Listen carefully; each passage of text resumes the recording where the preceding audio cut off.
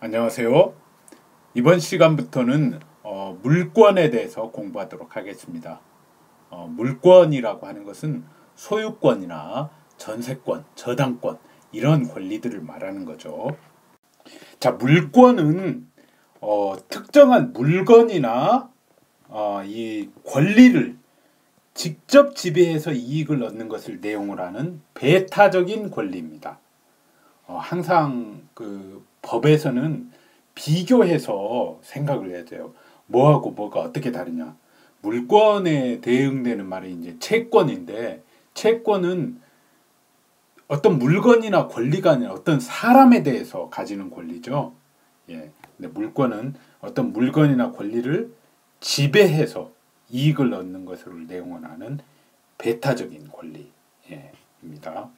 자, 그리고 물권은 법률이나 관습법에서 규정된 내용을 가진 몇 가지 종류만 존재해요.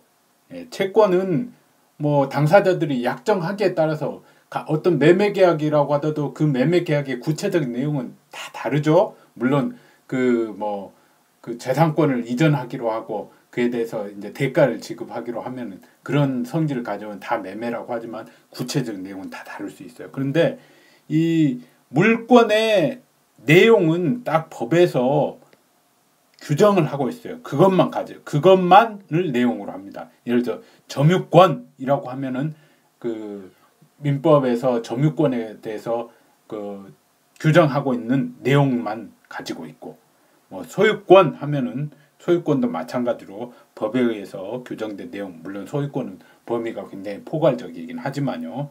뭐 지상권, 지역권 이런 것들 마찬가지로 그 법률에서 규정된 그 범위 내에서만 권리가 인정이 되는 겁니다. 자, 그리고 꼭 민법에서만 물권을 규정하는 게 아니라 민법 이외의 법률에서도 물권을 규정을 하고 있어요. 상법에서는 이제 상사유치권 뭐 이런 거, 그다음에 선박채권자 우선특권, 뭐 임목저당권, 공인중개사 업무 범위에 임목에 관한 그 거래 중개도 포함이 됩니다. 공장재단 저당권 이것도 포함되고요. 눈여겨 보셔야겠죠. 이런 권리들도 물권이다라는 거. 그다음에 관습법에 의해서도 인정되는 게 있어요. 다음 시간에 배울 뭐 관습법상 법정지상권이나 뭐 분묘기지권, 동산양도담보권 이런 거. 그다음에 이제 온천권이라는 물권도 존재한다라는 주장이 법원에서 제기된 바 있었는데 재판 과정에서 당사자들이 판례는 온천권은 존재하지 않는다라고 배척한 바가 있습니다. 자, 물권의 객체는 물건입니다. 원칙적으로. 그런데 저당권이나 그 다음에 질권 같은 경우에는 물건뿐만 아니라 권리도 객체로 할 수 있어요. 예를 들어서 저당권은 지상권 저당권, 보통의 저당권, 물건의 토지나 건물에 대한 저당권뿐만 아니라 지상권을 목적으로 한 지상권 저당권, 그 다음에 전세권도 목적으로 할 수 있어요. 전세권 저당권, 이런 것이 성립할 수 있고, 그 다음에 그 질권 중에서도 어떤 물건이 아니라 권리, 어떤 채권을 질권의 목적으로 할 수 있어요. 그런 걸 권리 질권이라고 하고, 그 다음에 아예 채권 담보권이라고 해가지고 그 채권을 목적으로 한 담보권이 있습니다. 이건 이제 민법이 아니라 동산 채권 등의 담보에 관한 법률에서 규정을 하고 있어요. 그래서 따라서 물건의 객체는 원칙적으로 물권의 객체는 원칙적으로 물건이지만은 권리인 경우도 예외적으로 있다. 이렇게 알아두시고, 그 다음에 물건이라고 하는 것은 98조에서 규정을 하고 있는데 유체물 및 전기, 기타 관리할 수 있는 자연력을 말해요. 그래서 전기 같은 것도 물건입니다. 법적으로는. 그리고 관리할 수 있는 힘이면은 그 물건에 해당됩니다. 그리고 물건은 동산과 부동산으로 나눕니다. 부동산은 토지와 그 정착물을 말하고, 동산은 부동산 이외의 물건은 전부 다 동산이에요. 그러면은 토지는 다 아시겠고, 토지의 정착물이라는 건 뭐냐면은 그 부합이라는 개념이 있어요. 나중에 이제 배울 텐데 부합이라는 게 뭐냐면은 그 어떤 물건이 다른 물건에 결합되어 분리되는데 과다한 비용이 들거나 분리할 경우 그 경제적 가치가 현저히 감소할 정도에 이르면은 이런 것들을 부합이라고 하거든요. 그래서 부합되면은 주된 물건의 소유자가 그 부합된 물건의 소유권을 취득해요. 그리고 부합된 물건은 독립한 물건으로서 성격을 상실하게 되는데 이 정착물이라고 하는 것이 부합되었다고 토지에 부합되었다고 할 수 있을 정도로 그렇게 결합된 물건을 하는데 이 토지의 정착물 중에서 건물만은 부합되었다고 보지 않아요. 그래서 독립성을 유지를 합니다. 정착물이긴 하지만 그래서 부동산에는 결국 토지하고 그다음에 건물로 나눌 수 있습니다. 부동산은. 자, 그러면은 이렇게 동산과 부동산으로 나누는 실익이 뭘까요? 실익이 아주 큽니다. 뭐냐면은 부동산에 관한 물권 득실 변경은 등기해야지 효력이 있어요. 반면에 동산에 관한 물권 득실 변경은 인도를 하면은 효력이 있습니다. 인도라는 것은 점유를 이전하는 걸 말하는 거죠. 물권 득실 변경은 이제 물권을 취득하거나 상실하거나 하는 그런 걸 말하는 겁니다. 그리고 일물일권주의가 적용이 됩니다. 일물일권주의라고 하는 것은 하나의 물권의 객체는 특정의 독립한 물건이어야 하고 이 특정의 독립한 물건 결국 하나의 물건이죠. 이 말은 하나의 물건에는 서로 상용할 수 없는 복수의 물권이 존재할 수 없다라는 게 일물일권주의라는 겁니다. 그래서 상용할 수 있으면은 복수의 물권이 존재하죠. 예를 들어서 하나의 토지에 여러 개의 저당권이 있을 수 있습니다. 1번 저당권, 2번 저당권, 3번 저당권. 그 물건이 토지가 경매가 되면은 맨 처음에 1번 저당권이 최우선적으로 변제를 받고 그 나머지 금액에 대해서 또 2번 저당권이 우선적으로 변제를 받고 뭐 이렇게 되는 거죠. 그래서 서로 그 저당권끼리는 상용할 수가 있어요. 그런 의미에서 근데 하나의 물건에 근데 소유권이 두 개 있다. 이렇게는 할 수가 없죠. 그런 의미에서 상용할 수 없는 복수의 물건이 존재할 수 없다. 그런 의미입니다. 그리고 예를 들어 또 동일한 물건에 대해서 전세권이 동일하게 물건에 대해서 설정될 수 없죠. 그런 겁니다. 그 다음에 따라서 부동산의 경우는 그 물권의 단위가 하나의 물건이니까 한 필의 토지 및 한 개의 건물마다 한 개의 등기 기록을 둡니다. 이런 물권의 득실 변경을 그 물건별로 이 물건의 소유자가 이 토지의 소유자가 누구냐, 이 건물의 소유자가 누구냐라는 것들을 그 공시하기 위해서 등기 기록을 두는 거죠. 종래에는 그 등기가 종이에 등기부라고 하죠. 종이에 기록됐었는데 법이 바뀌어가지고 지금은 그 컴퓨터 기록 전자 기록을 등기부로 봅니다. 그리고 토지는 측량 수로조사 및 지적에 관한 법률이 정하는 바에 따라서 필지마다 이 지적법이라고 간략하게 약칭하겠습니다. 측량 수로조사 및 지적에 관한 법률을 이 지적법에서는 필지라는 용어를 쓰는데 부동산 등기법에서는 그 토지의 단위를 필이라고 하죠. 그래서 이 지적법에 따라서 필지마다 지번 몇 번지냐 무슨 동 몇 번지냐라고 할 때 지번 지목 이 토지의 용도가 뭐냐 대지냐 뭐 답이냐 논이죠 전이냐 뭐 이런 것들 지목은 그 몇 가지 지목이 있습니다. 그것들 아주 중요한데 민법에서는 시험에 나오지 않고 다른 과목들에서 나옵니다. 그 다음에 경계 그 다음에 좌표와 면적 이런 것들을 정해서 지적 공부라는 것은 이런 이런 토지의 지적에 대한 공적인 장부를 말하는데 토지대장 같은 거죠. 임야대장 또는 뭐 지적도 이런 것들을 지적공부라고 칭합니다.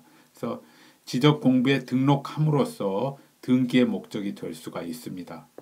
그리고 토지는 분할할 수가 있고 한 필의 토지를 분할할 수 있어요. 그 다음에 두 필 이상의 토지를 또 하나의 토지로 합칠 수 있어요. 그걸 합병 또는 합필이라고 하지요.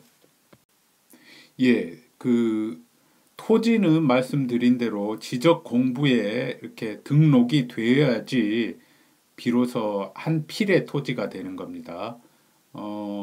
건물은 그 뭐 등기부에 등기가 되거나 또는 그 건축물 대장에 그 등록이 되지 않더라도 그 기둥과 지붕 그리고 주벽이 이루어지면은 독립한 부동산이 됩니다. 한 개의 건물이 되는 겁니다. 건물 건축 단계에서 기둥, 지붕, 주벽이 이루어지기 전까지는 토지의 일부에 불과한데 그게 딱 이루어지는 순간이 되면은 그 토지와는 독립한 부동산이 됩니다. 뭐 건축물 대장에 올라가기 전이어도 되고 뭐 그다음에 뭐 건축 허가를 받지 못한 것이 되더라도 어쨌든 민법적으로는 한 개의 부동산이 되는 겁니다. 그래서 그러면 건물의 개수는 어떻게 판단하느냐? 건물의 구조나 또는 이용 상황 그리고 소유자의 의사를 고려합니다. 예를 들어서 본 건물과 떨어져서 부속 건물을 지을 수 있는데 이때 소유자가 신청해서 우리 본 건물과 합하여 1개의 건물로 등기할 수도 있어요. 비록 물리적으로는 좀 떨어져 있더라도 그 다음에 또는 별도의 독립 건물로 등기할 수 있고요. 1동에 근데 떨어져 있는 건물이 아니라 하나의 건물이라고 하더라도 그 건물의 일부가 구조 또는 이용상 독립성이 있는 경우에는 소유자의 구분 의사에 따라서 구분 행위를 하면은 구분 소유의 대상이 돼가지고 그 건물들의 그 독립성 있는 부분 하나하나가 한 개의 건물이 됩니다. 그래서 한 동에는 뭐 수백 개의 건물이 있을 수도 있죠. 아파트 같은 경우에 한 동 아파트에 법적으로 건물은 수백 개가 있습니다. 반면에 이제 건물이 그 구조상 또는 이용상 독립성이 있다고 하더라도 이 구분 행위를 하지 않으면은 한 개의 건물이에요. 자, 구분 행위의 예로는 어떤 하나의 건물을 집합 건물로 구조상 이용상의 그 구분이 있을 경우에 집합 건물로 등기한달지 아니면 아예 그 건물의 건축 허가 신청 단계에서 공동주택으로 등기 허가 신청을 한달지 건축 허가를 받을 때는 뭐 집합 건물이라는 양식이 있는 게 아니에요. 주택이면은 단독주택이나 공동주택 둘 중에 하나로 건축 허가를 신청할 수 있는 겁니다. 단독주택의 종류로는 일반적인 단독주택, 그 다음에 다중주택, 다가구주택 있고, 그 다음에 공동주택으로는 아파트, 연립주택, 다세대주택 이런 것들이 있습니다. 아주 중요합니다. 이건 부동산 공법에서 배우게 되는데 그런데 어떤 그 주택이 3층짜리 주택이 있어요. 그리고 19가구가 거주할 수 있게 하고 그 다음에 그 동의 바닥 면적 합계를 660제곱미터로 했어요. 예, 이런 경우에는 다세대 주택으로 건축 허가 신청을 할 수도 있고 다가구 주택으로도 할 수가 있어요. 이게 무슨 말이냐면은 다세대 주택은 공동주택에 속하거든요. 건축법상으로는. 그리고 다가구 주택은 단독주택에 속해요. 그래서 건축주가 둘 중에 어디로 허가 신청을 했느냐. 다 세대주택으로 했으면 이 사람은 구분 의사가 있는 거예요. 공동주택이니까. 근데 다가구주택으로 건축 허가 신청을 했으면 이 사람은 구분 의사가 없는 거고 즉 그 건물은 하나의 건물로 법적으로 간주가 되는 겁니다. 자, 그리고 건물도 토지와 마찬가지로 그 2개 이상의 건물 하나의 건물로 합병할 수가 있고 또 반대로 분할할 수도 있고 그렇습니다. 하나의 건물을 2개 이상의 건물로. 자, 이렇게 그 건물의 개수를 구분하는 데 있어서 소유자의 의사, 구분 의사가 중요하긴 한데 이게 한계가 있죠. 말씀드린 대로 이 여러 개의 건물로 보기 위해서는 건물이 구조상 이용상의 독립성이 있어야 돼요. 이런 게 독립성이 없는 건물을 여러 개의 건물로 뭐 구분하려고 신청을 하면은 이게 받아들여지지가 않습니다. 예를 들어서 그냥 일반적인 단독주택에 불과한데 그걸 그 다세대 주택으로 허가 신청을 한달지, 설계도상 이건 도저히 여러 가구가 독립된 생활을 할 수가 없는 상태인데 이걸 다세대 주택으로 신청한달지 이런 건 허용이 되지가 않습니다. 그래서 이에 관련해서 이제 판례 문구가 있는데 이 구분 소유권의 객체로서 적합한 분리적 요건을 갖추지 못한 건물의 일부는 그에 관한 구분 소유권이 성립될 수 없는 바 건축물 대장상 구분 건물로 등재되고, 다세대 주택 같은 거, 그 다음에 등기부에도 구분 소유권의 목적으로 등기되어 있어 이러한 등기에 기초하여 경매 절차가 진행되어 낙찰되었더라도 그 등기는 무효이므로 낙찰자는 소유권을 취득할 수 없다라는 판례가 있습니다.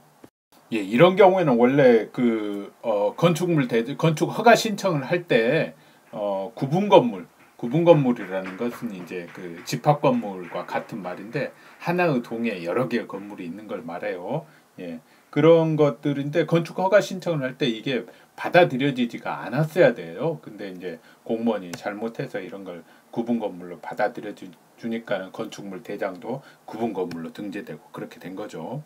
마찬가지로 이 건물의 분할 신청도 구조상, 이용상의 독립성이 있는 경우에 분할을 할 수가 있는 거예요. 있는 부분끼리 있지도 않은데 분할 신청이에요. 분할 신청이라고 하는 것은 이제 예를 들어서 그 어떤 다 가구 건물로 돼 있는 걸 이제 다세대 주택으로 변경 건축물 대장 변경 신청을 한달지 이런 거가 되겠죠.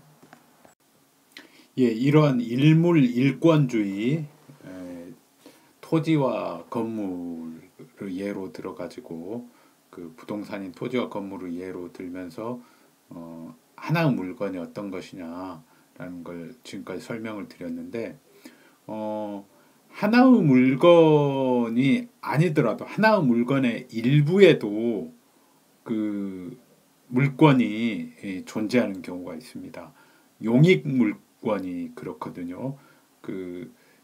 용익 물권에는 지상권, 지역권, 전세권이 있는데 용익 물권이라는 것은 그 어떤 물건을 수익할 수 있는 그런 물권입니다. 그래서 한 필의 토지의 일부를 객체로 해서 성립이 가능합니다. 이런 용익 물권들은 일부 지분에 대해서는 안 되죠. 지분이라는 것은 이제 공유자들이 갖는 어떤 물건을 여러 사람이 공유했을 때 그 공유 지분이라는 걸 갖게 되는데 일부 지분에 대해서는 용익물권 설정은 불가하고 하나의 물건의 일부 특정한 일부를 대상으로 지상권이나 지역권, 전세권을 가질 수 있고 토지 같은 경우에 건물 같은 경우도 건물의 일부를 객체로 해서 전세권을 가지죠. 지역권이나 지상권은 토지에 대해서 성립하는 권리니까 용익물권이니까 전세권은 토지에도 성립할 수 있고 건물에도 성립할 수 있으니까요. 그 다음에 그 토지의 수목들, 나무들을 말합니다. 나무들은 원칙적으로 그 토지의 정착물이니까 그 토지에 부합됐다고 보는 거죠. 그래서 독립한 물권의 객체가 아니지만은 그 임목법에 의해서 보존 등기를 한다거나 그다음에 보존 등기를 하면은 소유권하고 저당권이 임목법에 의해서 보존 등기된 임목들에게 미칩니다. 거기에 설정할 수 있습니다.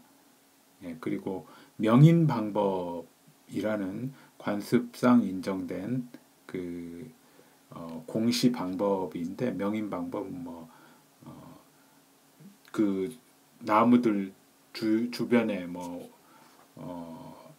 팻말을 요소에 두어가지고 이 물건의 소유자는 뭐 누구다 이렇게 팻말을 세워놓을지 하여튼 알기 쉽게 명백하게 인식될 수 있도록 명인 그런 방법을 갖추면은 토지의 수목 같은 경우는 그 소유권의 객체가 됩니다. 임목법에 의해서 보전 등기하지 않더라도 그 다음에 그 미분리의 과실 수목이 이제 그 과수였을 경우에는 과일이 열렸으면은 그 수목과는 또 별도로 그 과일들 아직 분리되지 않은 채 달려 있는 과일들 그것도 결국은 뭐 수목의 일부 또는 수목이 그 토지와 분리되지 않았으면 명인 방법이나 뭐 임목 그 보존 등기를 하지 않아서 그랬을 경우에는 결국은 그 토지의 일부인데 거기도 그 과실들만을 대상으로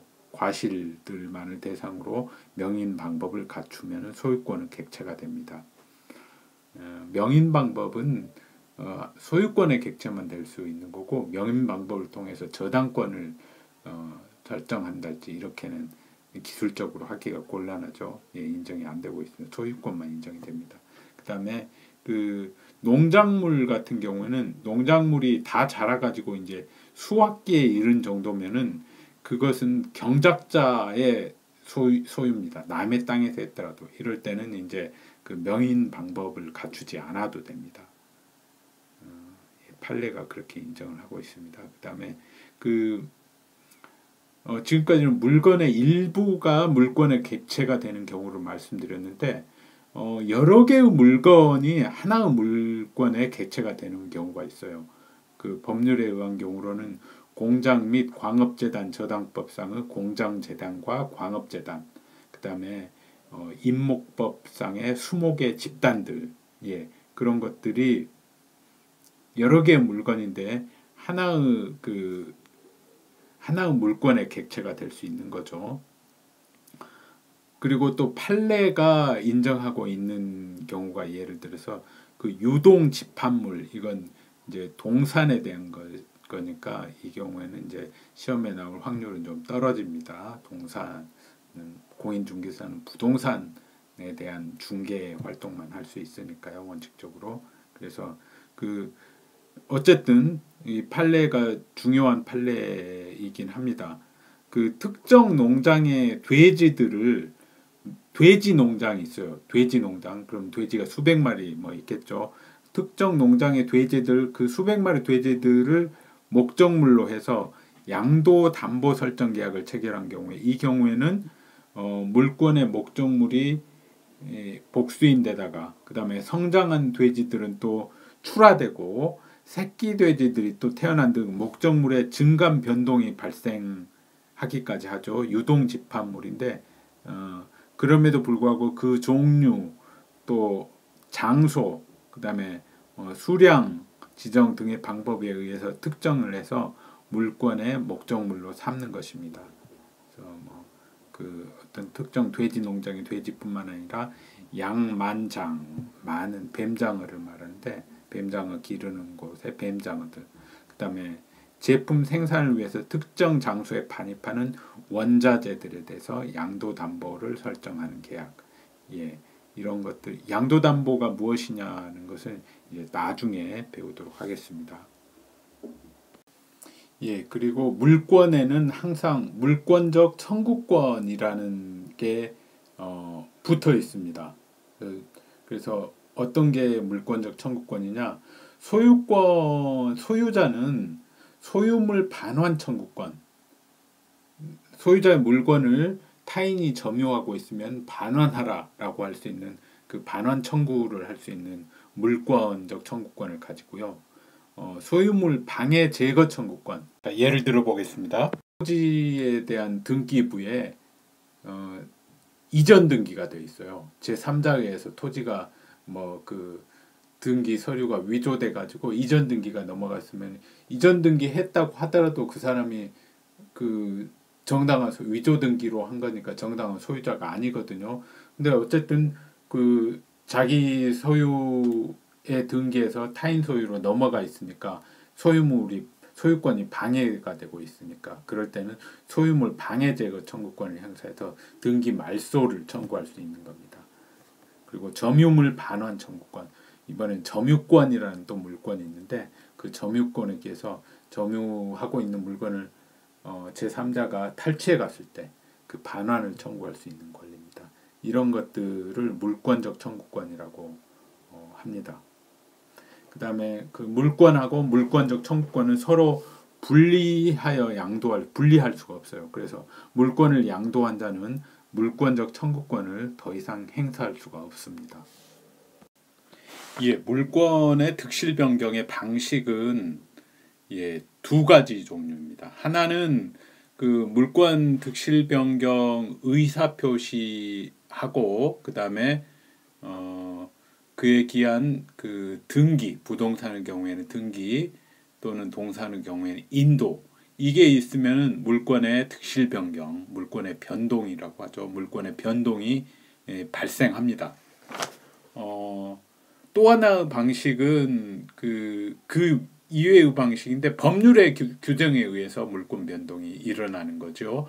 예를 들어서 경매에서 매수인이 매각대금을 다 냈을 때, 그랬을 때 바로 그 사람이 소유권을 취득하게 되는 겁니다. 물론 이제 그 사람이 소유권 취득을 했다는 등기, 이전 등기는 그 후에 법원의 촉탁에 의해서 며칠 후에 이루어지죠. 하지만은 소유권 취득은 매각대금 완납한 때 이미 발생합니다. 자, 그리고 건물의 기둥과 지붕, 주벽이 이루어졌을 때, 물건이 하나 생겼으니까 그 물건의 소유자가 정해지는 거죠.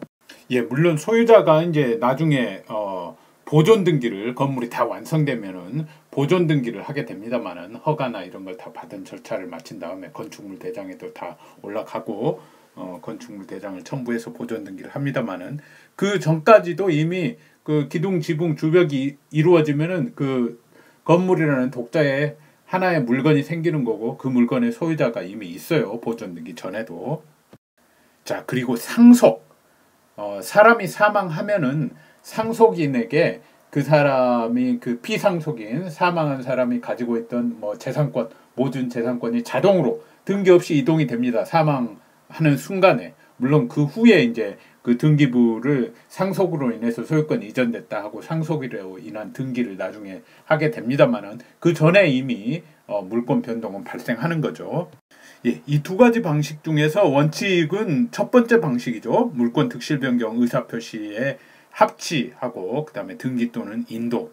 이 물권 득실 변경 의사 표시 합치하고 등기를 합쳐서 이제 물권 행위라고 합니다. 그래서 물권 행위가 있으면 물권 변동이 일어나는 거예요. 자, 그래서 이 두 가지 방식에 관해서 규정하고 있는 게 바로 186조하고 187조입니다. 아주 중요한 조항이니까 읽어보도록 하겠습니다. 11페이지에 있습니다. 186조. 부동산에 관한 법률 행위로 인한 물권의 득실 변경은 등기하여야 그 효력이 있다. 187조. 상속, 공용징수, 판결, 경매, 기타 법률의 규정에 의한 부동산에 관한 물권의 취득은 등기를 요하지 아니한다. 그러나 등기를 하지 아니하면 이를 처분하지 못한다. 188조 1항까지 읽겠습니다. 188조 1항. 동산에 관한 물권의 양도는 그 동산을 인도하여야 그 효력이 생긴다. 그래서 186조하고 188조는 각각 등기나 인도를 해야지 물권의 변동이 생긴다는 원칙적인 규정이고 187조는 이제 상속이나 경매 이런 경우에는 등기 없이도 바로 일정한 순간에 물권 변동이 발생한다 이 의미죠. 그런데 이제 이 단서조항 187조 단서조항 등기를 하지 아니하면 이를 처분하지 못한다. 당연하죠. 뭘 경매로 취득하고 그 다음에 그걸 제3자한테 팔려고 했을 때 그랬을 때는 당연히 원칙적인 규정으로 들어가서 등기를 해줘야지 물권 변동이 제3자에게 물권이 이전하는 겁니다. 등기로 인해서 이제 경매로 인해서 취득한 물건이 동산이었다면 이제 인도를 통해서 제3자에게 그 물건을 양도할 수 있는 거고요. 자, 그리고 이렇게 등기 없이 물권의 그 변동이 발생하는 경우가 그 187조 법문에는 기타 법률의 규정에 의한 이라고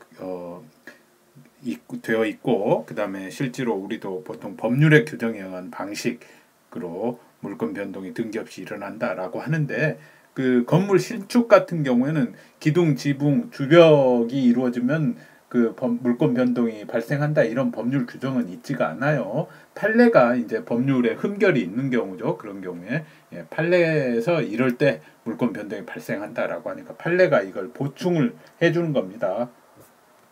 자, 그리고 이제 186조에서 이 등기는 그 부동산, 정확히 말하면 부동산 등기를 말하는 거죠. 등기에는 부동산 등기만 있는 게 아니라 뭐 법인 등기, 회사 설립 등기 같은 걸 말하는 거죠. 그다음에 회사 뭐 대표이사 선임 등기 이런 것도 법인 등기에 속하는 거고, 그다음에 뭐 동산 채권 담보 등기, 임목 등기 뭐 여러 가지 등기가 있어요. 근데 여기 186조에서 우리가 민법에서 말하는 등기는 원칙적으로 그 부동산 등기를 말하는 겁니다.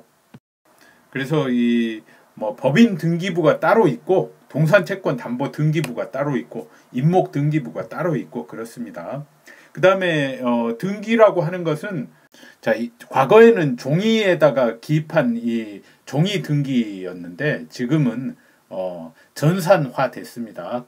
그래서 이 등기라고 하면은 등기관이 법정 절차에 따라 부동산의 표시와 권리관계를 전산정보처리 조직에 의하여 등기부에 입력 처리하는 행위 또는 기록을 말하는 거고요. 등기부라는 것도 당연히 그 종이가 아니라 전산정보처리 조직에 의하여 입력 처리된 등기 정보 자료를 편성한 것을 말하는 거죠.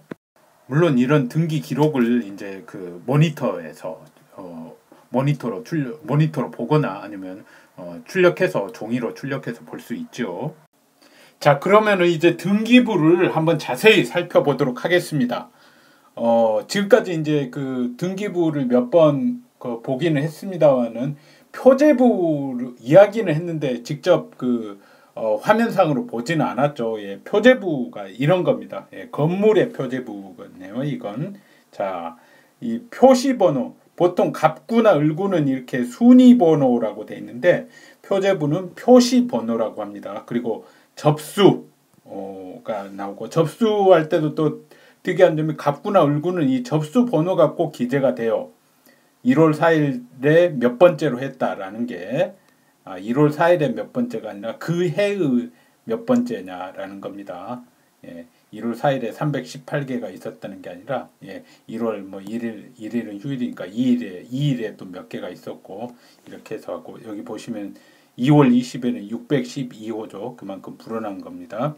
예, 어쨌든 근데 여기는 이 접수 번호가 표제부에는 접수 번호는 기재되지 않습니다. 그리고 건물의 표제물은 건물 내역이라고 해가지고 이렇게 벽돌조, 평슬래브 지붕, 이주택, 뭐 몇 제곱미터 이런 게 나오는데 토지 같은 경우에는 뭐 토지 내역이라고 하지 않고 토지의 지목하고 면적을 기재하는 란이 나눠서 이렇게 있습니다.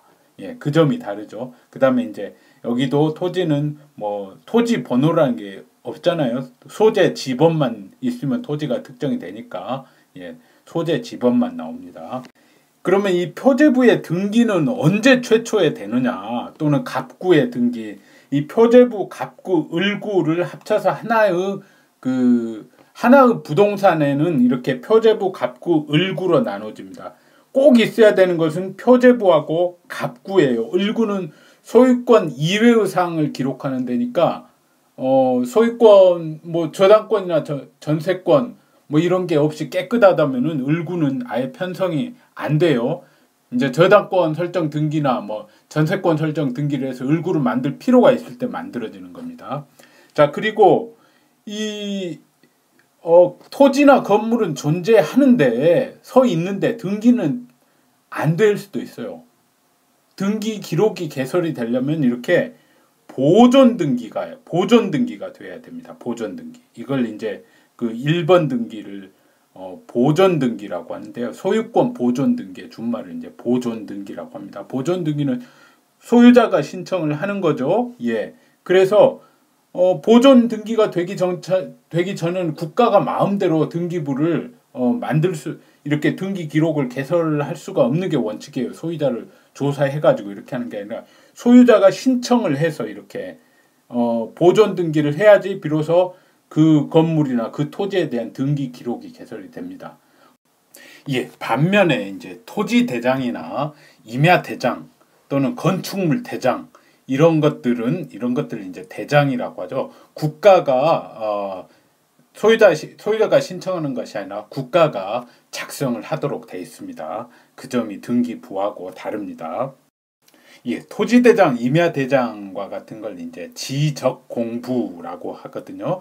예, 지적공부에 대해서는 2차 두 번째 과목 부동산 공시법령 및 부동산 세법 기니까 저는 공세법으로 줄여서 약칭을 합니다. 공세법에서 배우고 그 다음에 건축물 대장은 부동산 공법에서 배웁니다. 자, 그리고 2번 등기와 3번 등기는 우리가 그 해제를 할 때 배웠던 거예요, 사실은. 예, 이렇게 원래 2번 등기에 이렇게 횡선이 있었던 게 아니라 3번 등기, 예, 2번 소유권 이전 등기 말소라는 이 말소 등기를 하면서 말소의 표시를 2번 등기 말소 표시로 이렇게 횡선, 가로선을 그은 거죠. 그래서 2000년 2월 20일 이 등기가 최초로 격려될 때는 횡선이 없었어요. 소유권 이전 해가지고 이 이민호가 김유찬이라는 사람한테 이 건물을 이 물건을 팔아가지고 이렇게 이전 등기가 2번 등기로 됐던 거예요. 그런데 이전 등기가 합의 해제돼가지고 2번 소유권 이전 등기 말소라는 이 3번 말소 등기가 격려된 겁니다. 예, 등기를 말소한다고 하는 것은 그 이렇게 3번과 같은 말소 등기를 격려하는 거예요. 사실은 이 2번 등기를 칼로 긁어내거나 뭐 이렇게 하는 거 아니에요. 그 다음에 뭐 두 줄로 딱 긋고 이걸로 끝나서 말소 등기가 아니라 이건 한 줄로 딱 긋는 거 요거 말소의 표시라고 하고 3번 등기를 말소 등기라고 하는 겁니다. 등기를 말소한다는 의미는 이렇게 3번 등기와 같이 하고 말소 등기를 하고 말소 표시를 한다는 걸 의미해요. 일반적으로는. 자, 그리고 이제 4번 자 보세요. 2번 소유권 이전 등기 회복이라고 돼 있죠. 예, 중앙지방법원의 확정 판결 해가지고 다시 2번이라고 해가지고 순위번호 5번이 아니라 2번이 되는 거예요. 그래서 소유권 이전 해가지고 그대로 이 2번 등기를 그대로 써주는 거예요. 이건 뭐 이런 4번과 같은 등기를 뭐라고 하냐면은 말소 회복 등기라고 하는 겁니다. 말소 회복 등기는 그 등기가 무효일 때 그 효력을 소멸시키는 등기예요. 이 2번 등기의 효력을 소멸시키는 등기라서 이 3번 등기까지만 돼 있을 때는 소유자가 이민호가 되는 거예요. 등기부상 소유자가. 그런데 말소 등기의 효력을 소멸시켜야 될 필요가 있어요. 이런 식으로 합의 해제가 확정 판결로 이 합의 해제가 무효라는 판결이 나왔기 때문에 다시 2번 등기를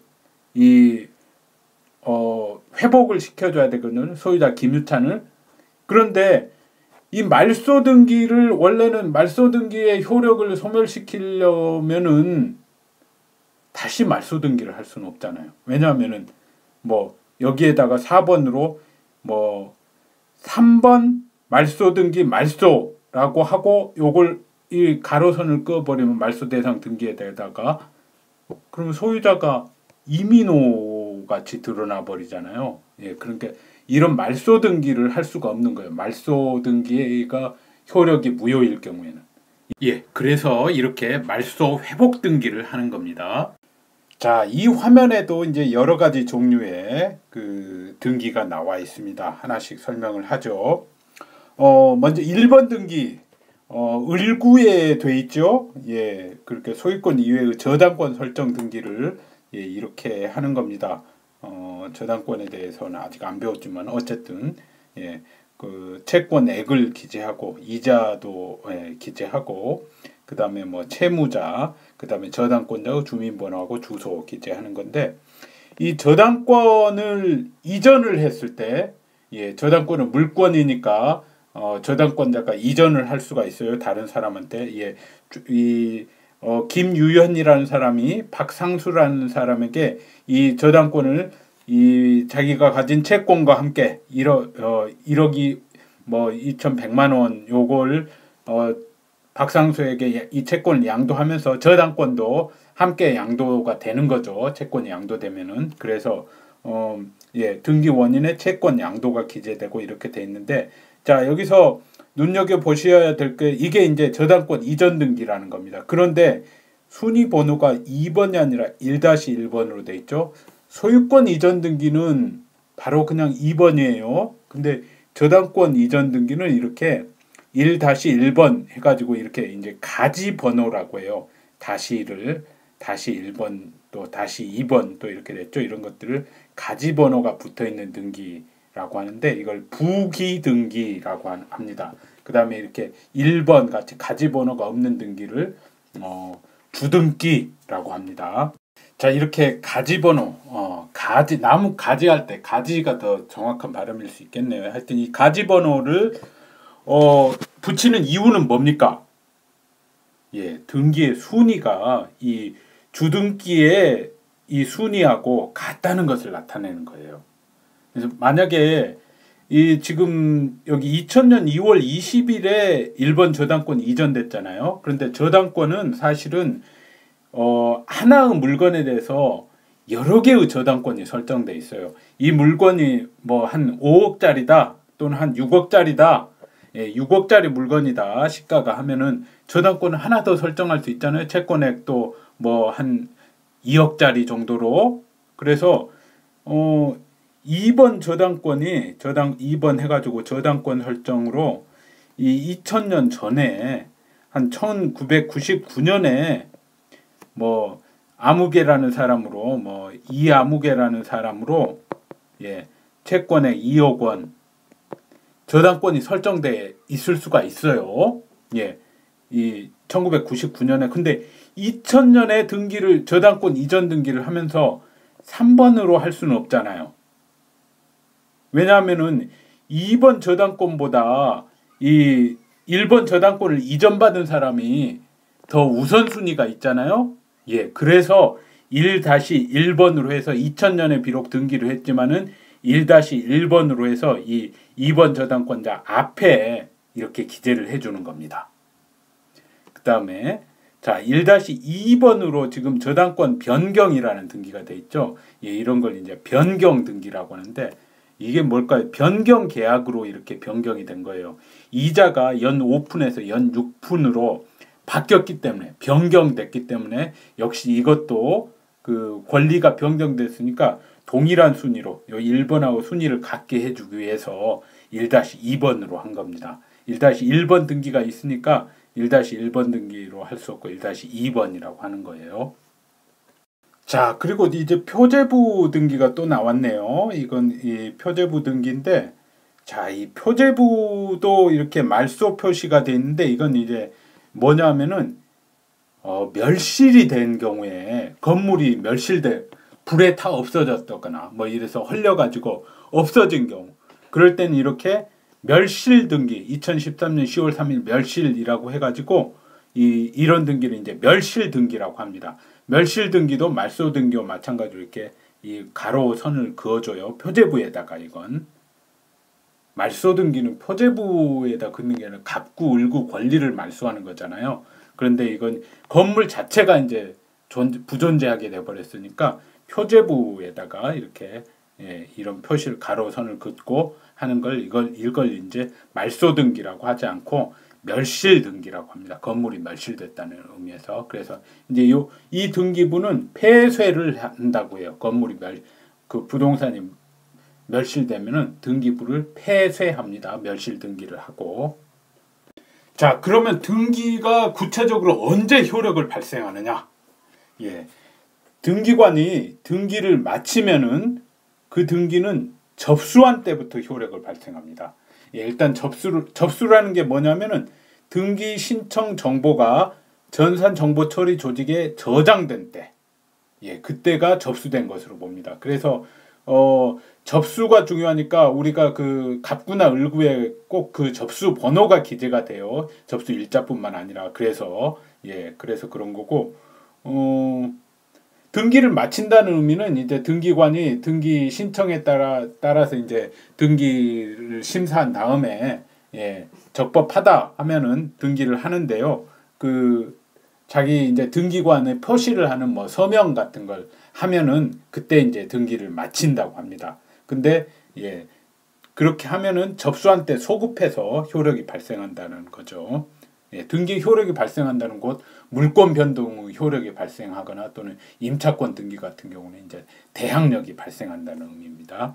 자, 그리고 등기가 불법하게 말소된 경우, 예, 말소 등기가 이제 불법한 경우에는 그 등기는 물권의 효력 발생 요건일 뿐이고 존속 요건이 아니에요. 그래서 말소 등기가 무효이면은 설사 말소 등기가 돼 있다고 하더라도 그 물권이 소멸하는 게 아니에요. 예, 그래서 효력에 영향이 없습니다. 그리고 이제 그 무효인 말소 등기는 역시 소유물 방해 제거 청구권이나 이런 것들을 통해서 무효인 이전 등기도 소유물 방해 제거 청구권으로 그 소멸시킨다고 했죠. 말소 등기할 수 있다고 했죠. 마찬가지로 말소 등기도 소유물 방해 제거 청구권에 의해서 이런 경우에는 이제 말소 등기에 대해서는 말소 등기를 또 하는 게 아니라 예, 말소 회복 등기를 한다고 했죠. 말소 회복 등기로 제거하는 겁니다. 자, 그리고 등기는 어떻게 이제 등기가 격려되게 하느냐? 예, 원칙적으로 이렇게 당사자들이 등기 권리자하고 등기 의무자가 공동으로 신청을 해야 됩니다. 예, 부동산 등기법, 부등법이라고 하죠. 부등법에 나와 있는데 그러면 등기 권리자가 뭐고 등기 의무자가 뭐냐? 아주 중요한 개념이에요. 등기 권리자라고 하는 것은 등기가 행하여짐으로써 권리의 취득, 기타의 이익을 받는 자라는 것이 등기부상 표시되는 자. 예, 소유권 이전 등기에서 등기 권리자가 누구일까요? 이전 등기를 신청할 때 예, 매도인하고 매수인이 이전 등기를 신청해야 되는 거예요. 왜냐하면은 등기 권리자가 매수인이고 그 다음에 등기 의무자는 예, 매도인인 거죠. 등기 의무자라는 것은 등기가 행하여짐으로써 권리의 상실, 기타의 불이익을 받는 자라는 것이 등기부상 표시되는 자. 예, 그렇습니다. 그러면은 자, 저당권 설정 등기를 신청할 때 예, 누구하고 누가 신청해야 되죠? 등기 권리자가 누구죠? 저당권자. 등기 의무자는 저당권 설정자, 소유자죠. 예. 자, 그러면은 저당권의 피담보채권을 다 변제했어요. 그랬을 때는 어떻게 신청해야 되죠? 역시 등기 권리자하고 의무자가 공동으로 신청해야 되는데 이때 등기 권리자는 예, 이때는 아까하고 저당권 설정 등기 때하고 뒤바뀌는 거죠. 등기 권리자가 목적물 소유자고 등기 의무자가 저당권자인 거죠. 자, 그리고 이제 등기 청구권이라는 개념이 있어요. 이게 뭐냐면은 이렇게 공동 신청을 해야 되는데 일방이 등기 권리자나 등기 의무자 둘 중에 한 명이 한쪽은 하고 싶은데 한쪽이 안 하려고 해요. 협력을 해야 되는데 안 하고 있어요. 그러면은 나머지 일방은 법원에 상대방의 등기 신청 협력을 구하는 소를 제기해서 그 승소 판결을 받아가지고 그게 확정되면 그 판결을 첨부해서 단독으로 등기를 신청할 수 있어요. 그래서 이 판결을 얻어내기 위해서 필요한 것이 바로 상대방에 대해서 등기 청구권이 있어야지 이 판결을 얻어낼 수 있는 거예요. 그래서 이걸 등기 청구권이라고 합니다. 자, 보시죠. 갑을로부터 을로 소위 등 소유권 이전 등기에 말소 등기를 해야 되겠어요. 왜냐하면은 을이 자기 마음대로 서류를 위조해가지고 자기 앞으로 등기를 이전해 버렸기 때문에 갑이 요거 말소를 해야 되겠어요.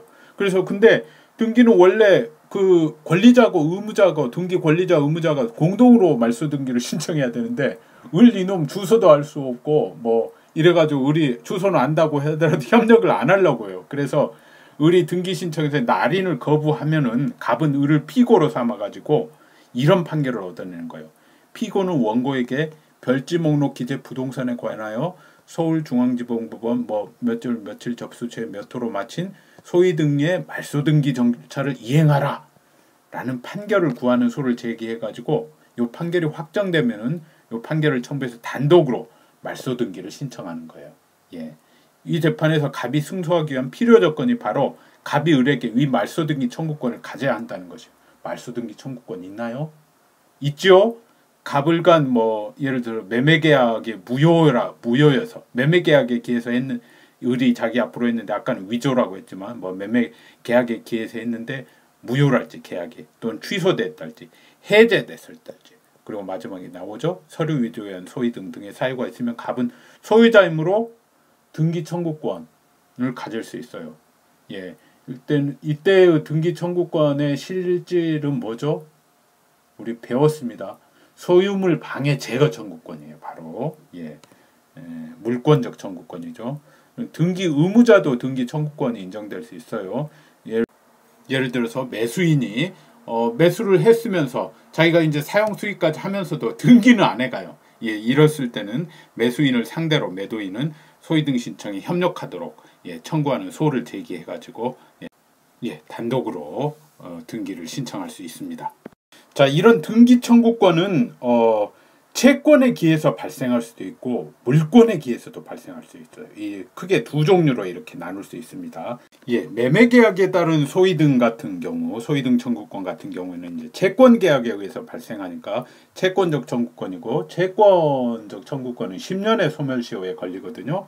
채권이니까요. 자, 그런데 여기 중요한 예외가 있죠.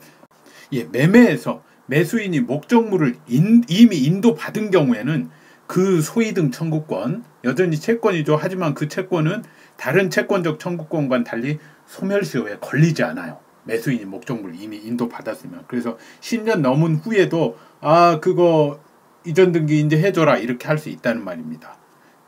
그리고 매수인이 목적물을 인도받아 점유하다가 다른 사람에게 목적물을 처분해서 점유를 넘겨준 경우에도 여전히 소멸시효에 걸리지 않습니다. 이미 매수인은 그 점유를 하고 있지 않죠. 하지만 다른 사람에게 넘겨준 경우 그 경우에도 매수인이 매도인에게 가지는 그 소위등 청구권 그것도 여전히 자기가 여전히 점유하고 있는 것과 마찬가지로 소멸시효에 걸리지 않습니다. 아주 중요합니다.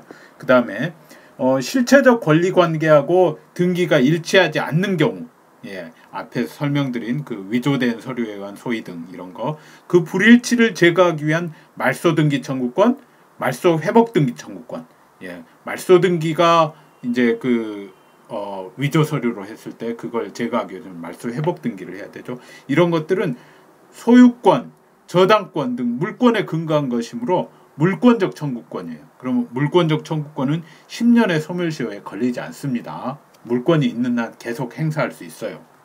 자, 등기 권리자, 등기 의무자 개념을 좀 더 자세히 보죠.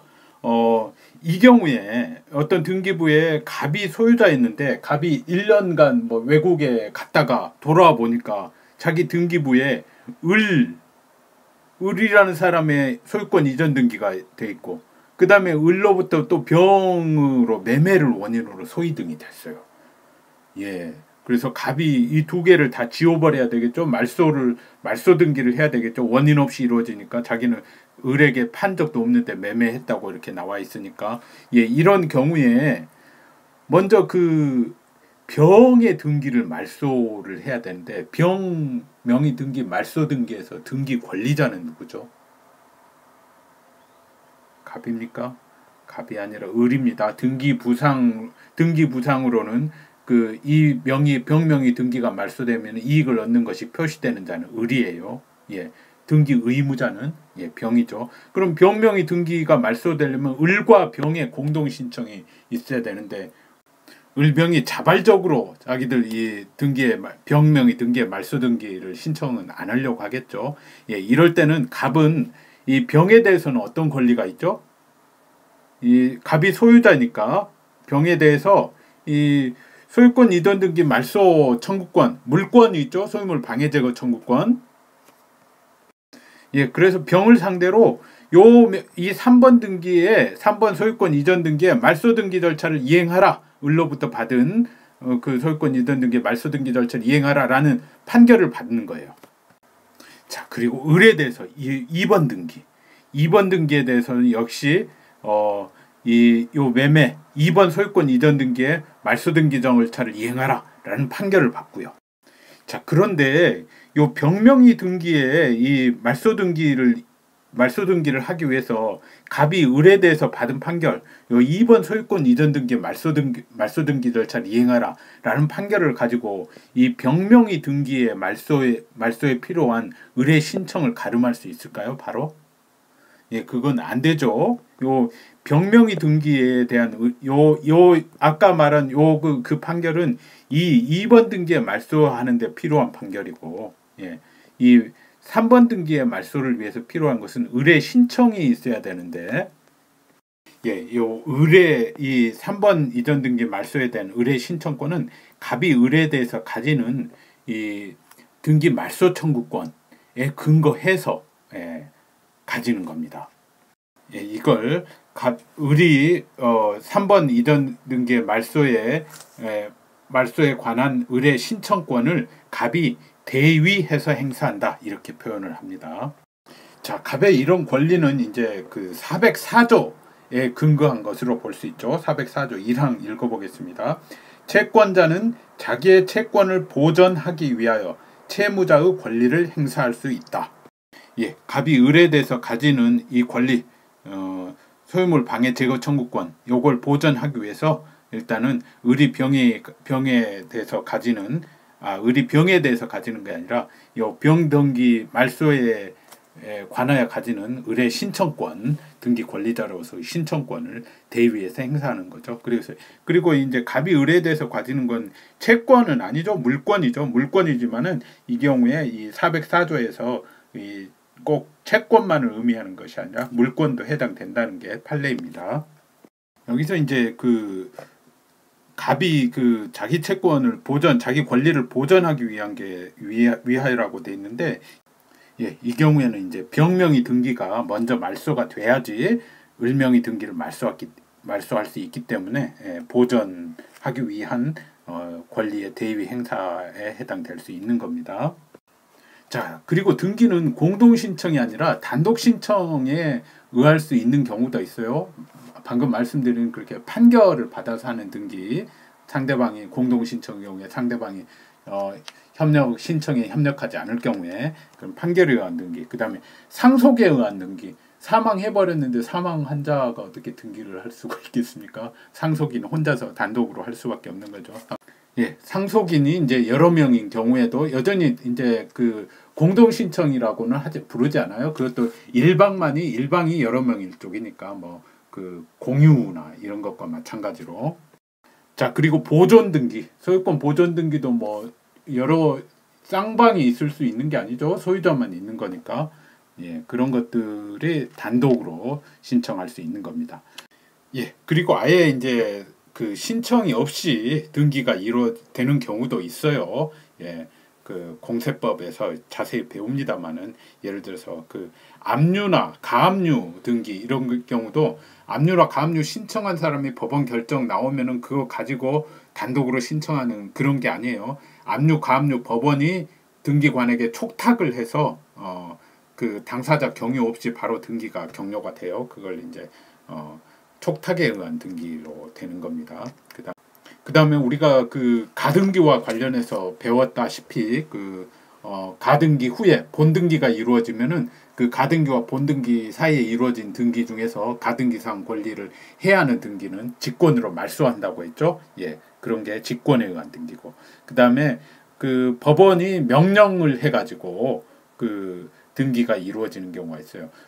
법원이 촉탁하는 경우에는 등기관이 일정한 사항을 봐가지고 그 촉탁을 각하하는 경우도 있어요. 법원의 촉탁이 잘못되거나 이런 경우에. 그런데 법원은 명령은 이제 등기관 처분에 대해서 신청인이나 이런 사람들이 불복하는 경우가 있어요. 그럴 경우는 결국 법원이 재판하는데, 그 경우에 법원의 재판에 대해서는 반드시 따라야 됩니다. 등기관이. 예, 이런 등기를 법원은 명령에 의한 등기라고 합니다. 예, 신청 없이 등기가 되는 경우에 대해서는 공세법에서 더 자세히 배웁니다. 민법에서는 이 정도만 하시면 됩니다.